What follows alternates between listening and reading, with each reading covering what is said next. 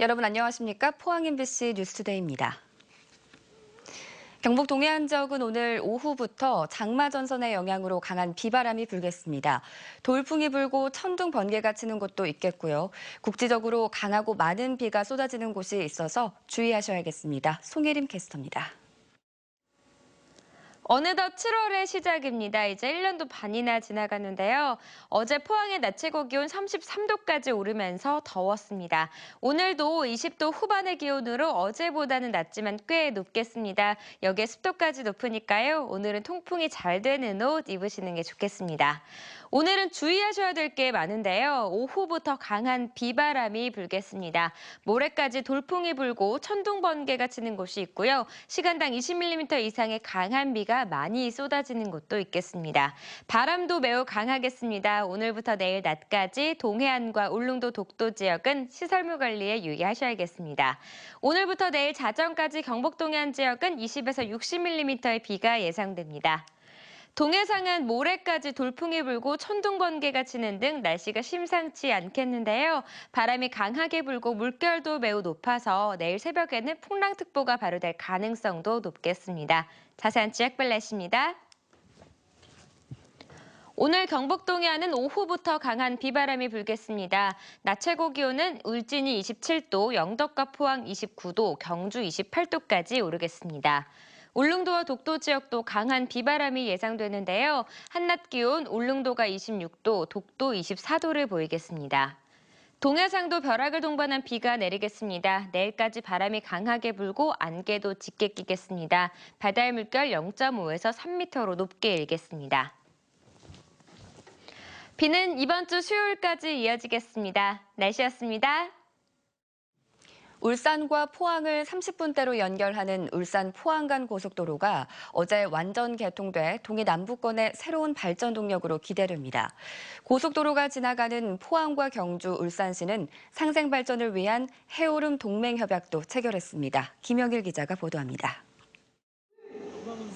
울산-포항 간 53.7km 구간의 고속도로가 완전 개통했습니다. 지난 2009년 착공해 2조 원의 예산을 투입했고 7년 만에 완공됐습니다. 울산과 포항 간 이동 시간이 30분대로 단축됐고 연간 1,300억 원의 물류 비용 절감 효과를 기대하고 있습니다. 남동해안의 지역 경제가 크게 성장하여 새로운 동해안 시대가 활짝 열릴 거라고 생각합니다. 또 국내에서 가장 긴 7.5km의 토암산 양북 제1터널도 설치돼 관심을 모으고 있습니다. 울산 포항 간 고속도로 개통에 발맞춰 동해 남부권 자치단체들도 새로운 상생 협력을 모색하고 있습니다. 포항과 경주, 울산의 인구를 합치면 200만 명 규모의 메가시티로 95조 원대의 경제 공동체를 만들겠다는 구상입니다. 새로운 동해안 시대, 신해양 시대가 우리 지역에 왔다고 생각되고 이걸 토대로 해서 대한민국 경제와 문화의 새로운 용성을 맞이하게 되리라고 생각합니다. 구체적인 목표로 환동의 경제중심도시 연합을 결성하고 동해 남부권 신관광벨트와 동해안 연구개발 특구 지정을 위해 힘을 모으기로 약속했습니다. 동해안 연구개발 특구의 지정을 통해 협력을 더욱 강화해 나가고 각종 산업의 연관성을 더욱 확대해 나가면서 지역 간 연대 관계를 높여 나가겠습니다. 동해 남부권 경제 발전의 새로운 원동력으로 울산 포항 간 고속도로에 거는 시민들의 기대감이 커지고 있습니다. MBC 뉴스 김향일입니다. 완전 개통된 울산-포항 고속도로는 전체 구간 중 절반가량이 터널입니다. 토암산을 관통하는 양북 1터널은 7km가 넘는 등 터널로 인한 사고 위험이 높아 각별한 주의가 필요합니다. 장미쁨 기자가 취재했습니다. 울산-포항 고속도로는 터널만 23곳에 이르는 등 전체 구간 가운데 절반 가까이가 터널 구간입니다. 이 가운데 토암산을 관통하는 양북 1터널은 길이가 무려 7.5km의 국내 최장 터널로 대표적인 위험 구간입니다. 터널 사고는 일반 도로에서 발생한 사고보다 2차 사고의 위험이 더 크고 사고 한 건당 사상자 수도 1.5배 더 많습니다. 바깥에 비해 어둡기 때문에 시야가 좁아지고 밀폐된 공간에서 제대로 움직이지 못하기 때문에 쉽게 대형 사고로 이어집니다.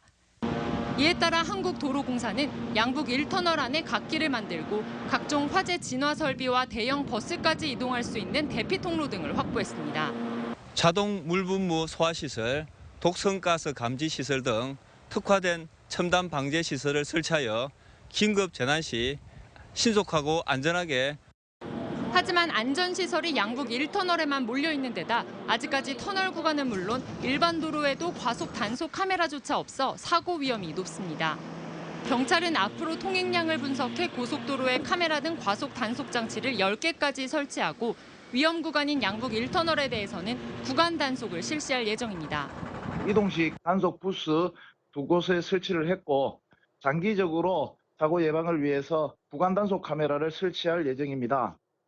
한편 한국도로공사는 올해 초 경찰 수사에서 공사업체가 안전보강제를 빼돌린 사실이 밝혀져 부실 시공 의혹이 제기됐던 6개 터널에 대해서는 추가로 안전성 점검을 벌인 결과 문제가 없다고 밝혔습니다.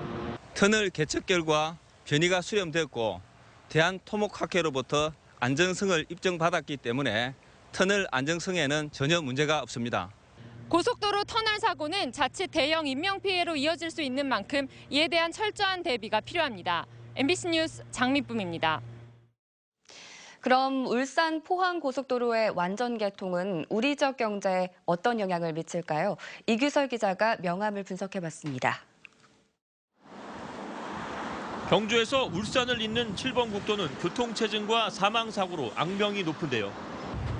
지금 제가 서 있는 곳은 7번 국도 경주 외동 구간인데요. 보시는 것처럼 신호등도 많아서 차들이 제속도를 내는데 방해가 되고 있습니다. 우선 새 고속도로를 이용하면 물류비가 얼마나 절약되는지 구체적으로 따져볼까요? 포항을 출발한 화물차는 주로 울산 현대자동차와 현대하이스코, 울산항으로 철강 제품을 운반하는데 고속도로를 이용하면 통행료를 포함해도 1회 왕복 기준으로 운행비가 2만 원가량 줄고 타이어와 엔진오일 교환비 등 차량 유지 비용을 감안하면 3만 원 가까이 절약됩니다. 보통 1시간 반 이상 운송 시간이 걸렸는데 이 고속도로 개통으로 인해서 약 한 30분 이상 시간 절감할 수가 있는 효과가 있을 것으로 저는 생각하고 있습니다.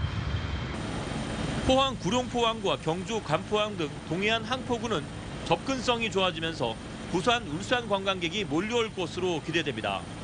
특히 경주시는 동경주 나들목에서 3분 거리에 있는 문무대왕릉과 가문사지, 양남 주상절리를 묶어 경주의 새로운 핵심 관광 자원으로 육성할 계획입니다.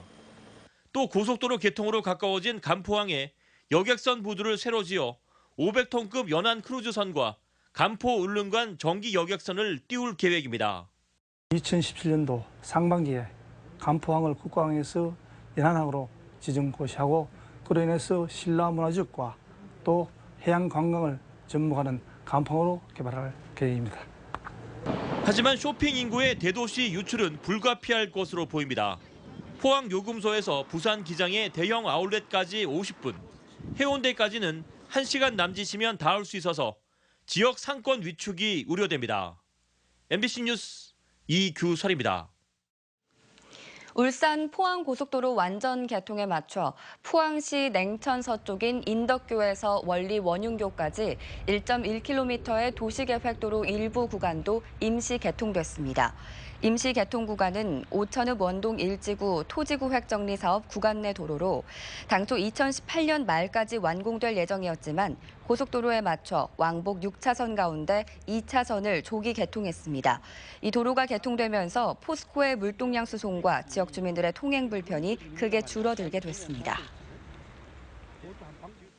우레탄 트랙에 운동장이 있는 경북적 학교 180곳에 대한 전수조사 결과 129곳에서 기준치를 넘는 납성분이 검출됐습니다. 납성분이 초과 검출된 곳은 초등학교 64곳과 중학교 24곳, 고등학교 37곳, 특수학교 4곳으로 우레탄 트랙에서 기준치를 넘긴 납성분이 검출됐습니다. 경북교육청은 이 학교들의 트랙 출입을 금지하도록 했으며 교육부 지원과 별도로 자체 예산으로도 개보수 대책을 마련하기로 했습니다. 인공지능 알파고와 세기의 대결을 펼쳤던 이세돌 구단이 가수 김장훈 씨와 어제 독도에서 특별한 대국을 가졌습니다. 독도가 우리 땅임을 세계에 알리고 나눔 정신도 확산하기 위해서입니다. 김기영 기자입니다. 민족의 섬 독도에서 이세돌 구단의 대국이 펼쳐졌습니다. 상대는 아마 6단으로 바둑 홍보대사인 가수 김장훈 씨입니다. 이긴 쪽은 500만 원, 진 쪽은 1,000만 원을 내고 후원금까지 보태 나눔 기부금으로 조성합니다. 대국은 2인 1조로 진행됐습니다. 같은 팀이라도 상의를 할 수 없다 보니 이세돌 구단팀이 압승할 것이라는 예상과는 달리 2시간 20여 분 만에 힘겹게 불계승했습니다. 바둑으로 나누자 이런 의미가 있는 그런 취지에서 하는 거거든요. 그래서 바둑으로도 나눌 수 있고 또 나눠야 된다. 독도에서 처음 열린 대국은 독도 홍보대사이자 기부왕인 김장훈 씨의 제안을 이세돌 구단이 흔쾌히 받아들여 성사됐습니다. 독도로 옮기고 나니까 사는 자세가 이렇게 좀 틀려지더라고요. 이렇게 약간 좀 힘들 때 내가 본 적지가 독도야 뭐 이런 마음이 있으니까. SNS를 통해 전 세계에 생중계된 대국에서 우리의 바둑 영웅은 독도가 대한민국 영토라는 사실을 무언의 훈수로 각인시켰습니다. MBC 뉴스 김기영입니다. 경상북도는 이번 달부터 둘째아 이상에게만 지원하던 출산장려금을 첫째아까지 확대해 10만 원을 지원하기로 했습니다.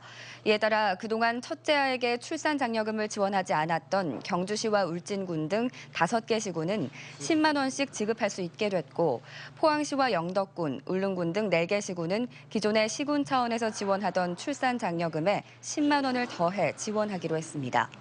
경상북도가 첫째아 출산장려금을 지원하기로 한 것은 도내 첫째 출생아 수가 지난 2012년 12,300여 명에서 지난 2014년 11,000여 명으로 해마다 줄어든 데 따른 것으로 읍면동 사무소에서 출생신고 시 통합신청서를 작성해 제출하면 됩니다. 한국수력원자력은 신한울 원전 건설과 관련해 울진군과 맺은 8개 대안사업비 2,800억 원을 모두 지급했다고 밝혔습니다. 8개 대안사업비는 한수원이 원전 4기를 건설하는 조건으로 울진군에 2,800억 원을 지급하는 대신 울진군은 원전 건설 사업에 협조하기로 하고 지난 2014년 11월 정홍원 당시 국무총리가 참석한 가운데 최종 합의됐습니다. 울진군은 대안사업비를 북면 장기개발 계획과 울진 종합체육관 건립, 왕피천 대교 건설, 지방상수도 확장, 교육 및 의료 분야 등에 투입하고 있습니다.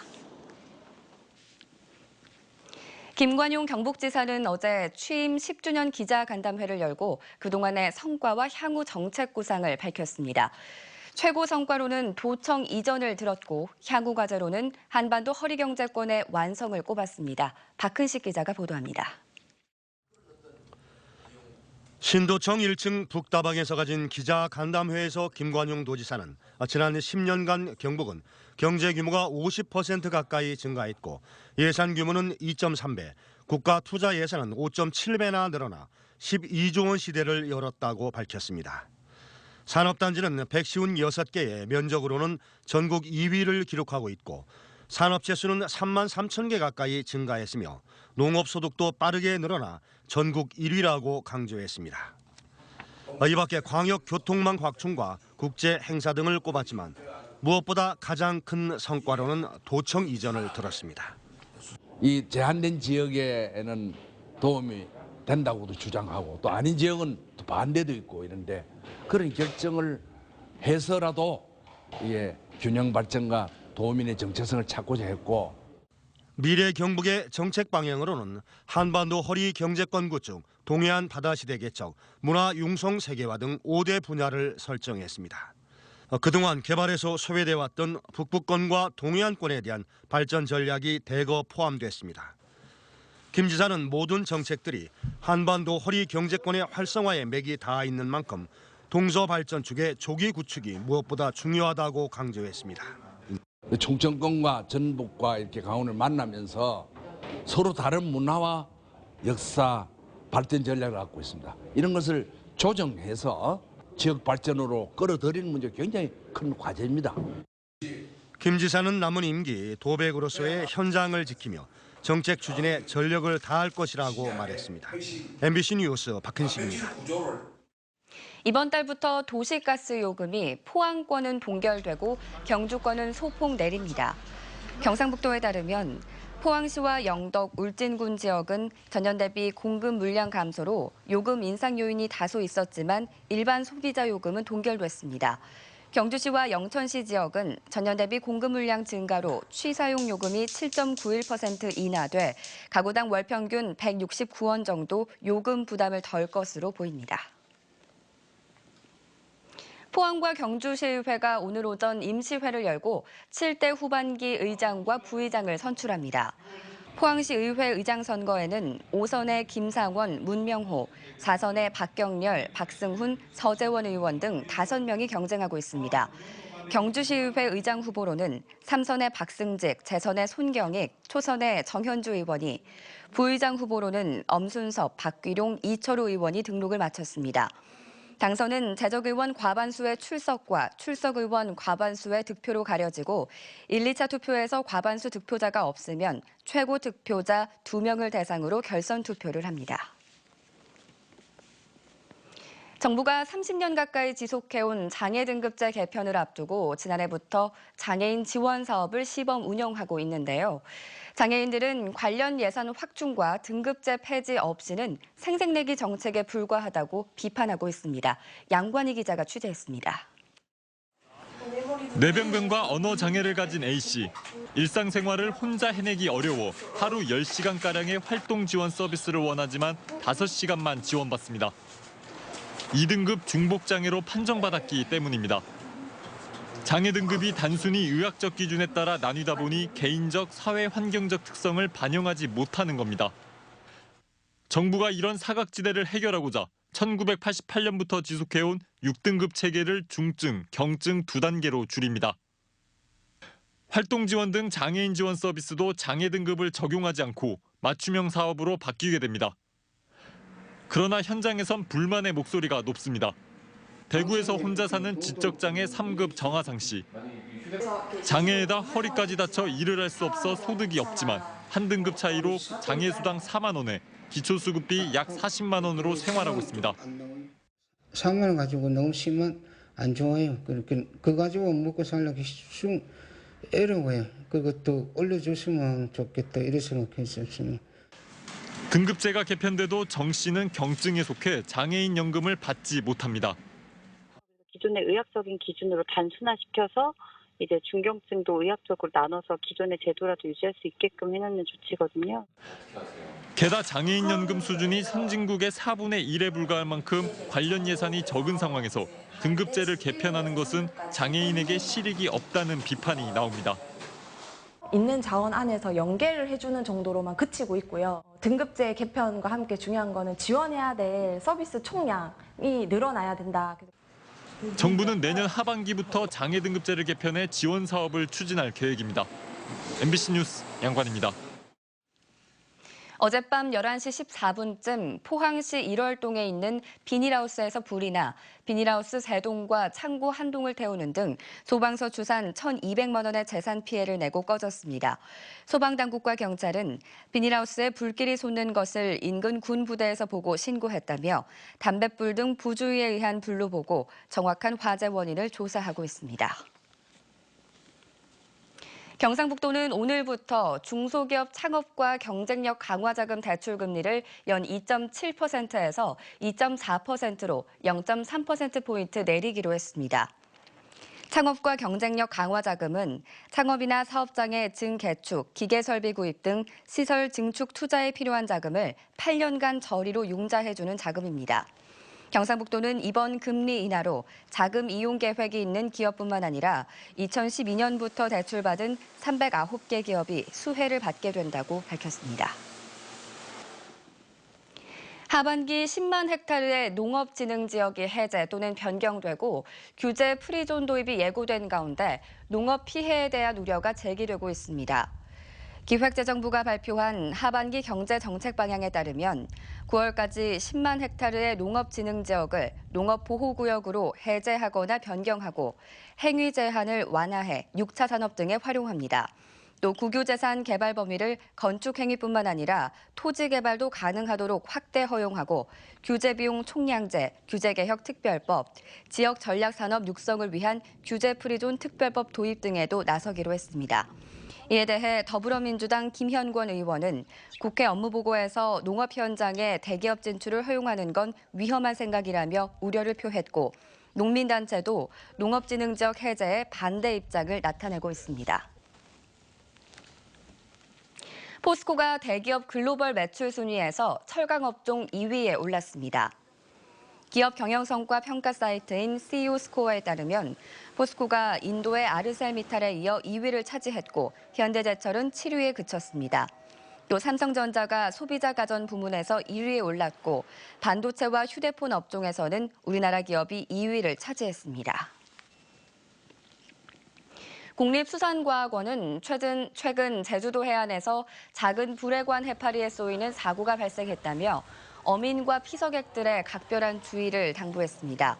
작은 불회관 해파리는 맹독성으로 10cm 정도의 작은 불회 아래에 파란색 촉수가 늘어져 있는데 특이한 모양과 색 때문에 어린이들이 만지다 쏘이는 경우가 잦습니다. 국립수산과학원은 제주 연안뿐만 아니라 동해안에도 보름달물 해파리 등 독성 해파리가 자주 연안으로 밀려올 수 있다며 주의를 당부했습니다.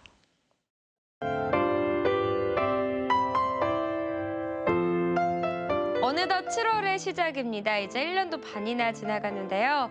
어제 포항의 낮 최고 기온 33도까지 오르면서 더웠습니다. 오늘도 20도 후반의 기온으로 어제보다는 낮지만 꽤 높겠습니다. 여기에 습도까지 높으니까요. 오늘은 통풍이 잘 되는 옷 입으시는 게 좋겠습니다. 오늘은 주의하셔야 될 게 많은데요. 오후부터 강한 비바람이 불겠습니다. 모레까지 돌풍이 불고 천둥 번개가 치는 곳이 있고요. 시간당 20mm 이상의 강한 비가 많이 쏟아지는 곳도 있겠습니다. 바람도 매우 강하겠습니다. 오늘부터 내일 낮까지 동해안과 울릉도 독도 지역은 시설물 관리에 유의하셔야겠습니다. 오늘부터 내일 자정까지 경북 동해안 지역은 20에서 60mm의 비가 예상됩니다. 동해상은 모레까지 돌풍이 불고 천둥 번개가 치는 등 날씨가 심상치 않겠는데요. 바람이 강하게 불고 물결도 매우 높아서 내일 새벽에는 풍랑특보가 발효될 가능성도 높겠습니다. 자세한 지역별 날씨입니다. 오늘 경북 동해안은 오후부터 강한 비바람이 불겠습니다. 낮 최고 기온은 울진이 27도, 영덕과 포항 29도, 경주 28도까지 오르겠습니다. 울릉도와 독도 지역도 강한 비바람이 예상되는데요. 한낮 기온 울릉도가 26도, 독도 24도를 보이겠습니다. 동해상도 벼락을 동반한 비가 내리겠습니다. 내일까지 바람이 강하게 불고 안개도 짙게 끼겠습니다. 바다의 물결 0.5에서 3m로 높게 일겠습니다. 비는 이번 주 수요일까지 이어지겠습니다. 날씨였습니다. 이상으로 포항 MBC 뉴스투데이를 마칩니다. 여러분 고맙습니다.